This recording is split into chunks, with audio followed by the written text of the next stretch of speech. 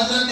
امیر معاویہ بن ابی سفیان رضی اللہ تعالیٰ عنہ جیسے کاتب قرآن ہے، کاتب وحی ہے، نبی کے خط لکھنے والے ہیں، حضرت معاویہ رضی اللہ تعالیٰ عنہ کو جیسے مسلمان مانتے ہیں، جیسے حضرت معاویہ کو تمام لوگوں نے مانا ہے۔ معاویہ کتنی بڑی شخصیت کا نام ہے۔ ایک کہنے والا کہتا ہے میں معاویہ کو نہیں مانتا، تم سے پوچھا کس نے؟ بھائی کوئی کہتا ہے میں معاویہ کو نہیں مانتا، تم سے پوچھا کس نے؟ معاویہ کو خدا نے مانا ہے، معاویہ کو مصطفیٰ نے مانا ہے، معاویہ کو علی المرتضیٰ نے مانا ہے، معاویہ کو خاندان رسول نے مانا ہے۔ صحیح البخاری حدیث شریف کا نمبر ہے 3764، اس حدیث شریف کے اندر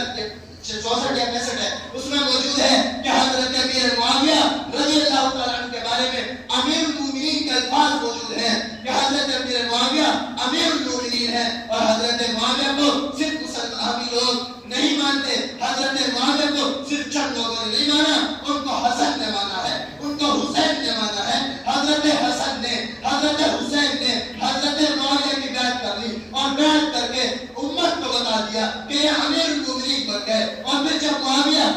بیعت سے پہلے تھے تو امیر شام تھے، جب بیعت کر لی گئی تو معاویہ امیر المومنین بن گئے۔ پھر یہ جب امیر المومنین بن گئے پھر یہ آگے بڑھ گئے، پھر یہ آگے بڑھتے چلے گئے، پھر راستے میں کوئی آیا ٹک نہ سکا، یہود و نصارہ آتے گئے، پر بچے اڑاتے گئے اور پھر چڑھتے چلے گئے۔ کہنے والا کہتا ہے تم کس معاویہ کی بات کر رہے ہو؟ ہاں میں اس معاویہ کی بات کر رہا ہوں جس قرآن کو لکھنے والا ہے، میں اس معاویہ کو مانتا ہوں جس کی حسن بیعت کرتا ہے، میں اس معاویہ کو مانتا ہوں جس کی حسین نے بیعت کی ہے، میں اس معاویہ کو مانتا ہوں جو ان کے ساتھ رہتا ہے، میں اس معاویہ کو مانتا ہوں جس سے حسن حسین وظیفہ لیتے ہیں، میں اس معاویہ کو مانتا ہوں جو خدا کے رسول کا کاتب ہے، میں اس معاویہ کو مانتا ہوں، میں اس معاویہ کے عظمت کو سلام کرتا ہوں جو خط لکھتا ہے، میں اس معاویہ کو مانتا ہوں جو حضور کو وضو کراتا ہے، میں اس معاویہ کو مانتا ہوں جو میرے پیغمبر کے ساتھ رہتا ہے، میں اس معاویہ کو مانتا ہوں جو پیغمبر کی سواری کا سوار ہوتا ہے، میں اس معاویہ کو مانتا ہوں جسے حسن نے بھی مانا، حسین نے بھی مانا، اور صرف مانا نہیں امیر المومنین بنا دیا، اور صرف امیر المومنین بنایا نہیں، امیر المومنین منوایا بھی ہے، امیر المومنین منوایا بھی ہے۔ حضرت حسن رضی اللہ تعالیٰ عنہ کا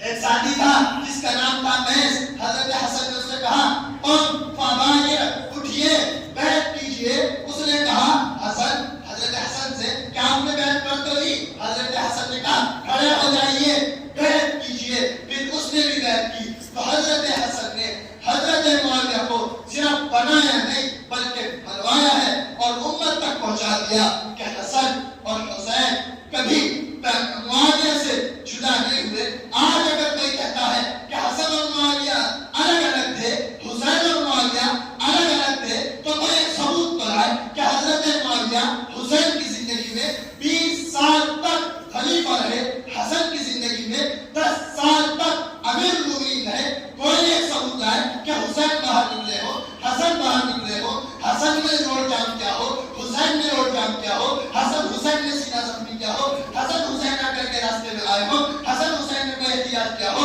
حسن حسین کے خلاف نکلے ہو، حسن نے کہا ہو کہ آپ حقدار نہیں ہیں، حسین نے کہا ہو آپ حقدار نہیں ہیں۔ کوئی ایک ثبوت کو کوئی لے کر کے آئے گا کہ حسن یا حسین میں سے کسی ایک نے آ کر کے بیعت توڑی ہو، بلکہ کتاب جو مذہب شیعہ کی کتاب ہے، کتاب کا نام ہے الارشاد، اسی طرح بحار الانوار، اسی طرح تذکرۃ الابواب، ان میں موجود ہے کہ جب حضرت حسن رضی اللہ تعالیٰ عنہ شہید ہو گئے تو حضرت حسین کے پاس خطوط آئے اور ان میں لکھا ہوا تھا کہ حضرت حسین رضی اللہ تعالیٰ عنہ کے بارے میں کہ آپ معاویہ کی بیعت توڑ دیجیے، آپ معاویہ کی بیعت توڑ دیجیے، ہم آپ سے بیعت کرتے ہیں اور ہم آپ کے ساتھ آ جاتے ہیں۔ تو حضرت حسین کا الفاظ ان کی کتابوں میں موجود ہے۔ حضرت حسین نے کہا میرے پاس کوئی معاملہ ایسا نہیں ہے جس کی وجہ سے میں معاویہ کی بیعت توڑوں،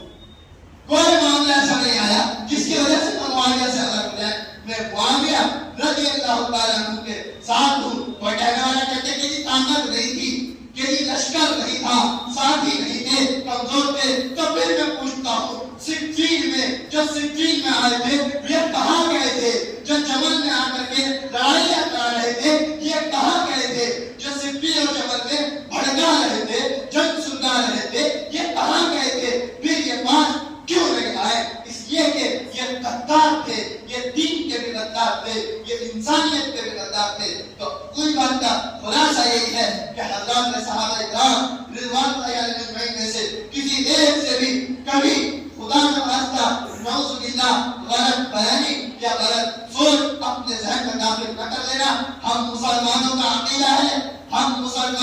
عقیدہ ہے کہ میرے پیغمبر علیہ تحیت و تسلیم کے وہ صحابی جس نے صرف ایک لمحے کے لیے پیغمبر کے پاس آئے اور پھر رخصت ہو گئے لیکن ایمان لے آئے اور ایمان پر دنیا سے رخصت ہوئے, تو اس شخص کا مقام بھی اتنا بلند ہے کہ دنیا میں بعد میں آنے والا پھر کوئی اس کا مقام کا مقابلہ نہیں کر سکتا. اتنا بڑا مقام ہم صحابہ کرام کا یقیناً سب سے بڑا مرتبہ ہے ابو بکر صدیق کا, پھر عمر, عثمان, علی, حسن اور پھر اس طرح سے عشرہ مبشرہ اور پھر بدر والے اور اس طرح سے درمیان ہے. لیکن یہ یاد رکھیے گا کہ ہم جیسے ابو بکر صدیق کے عزت, احترام, مقام, مرتبے کی حفاظت اور ادب و احترام کو ضروری سمجھتے ہیں, اسی طرح ہم اس صحابی کی عظمت کو بھی ایسے ہی کرتے ہیں اور ایسے ہی ضروری سمجھتے ہیں جس نے صرف ایک لمحہ نبی کے ساتھ گزارا ہو. وآخر دعوانا الحمدللہ رب العالمین.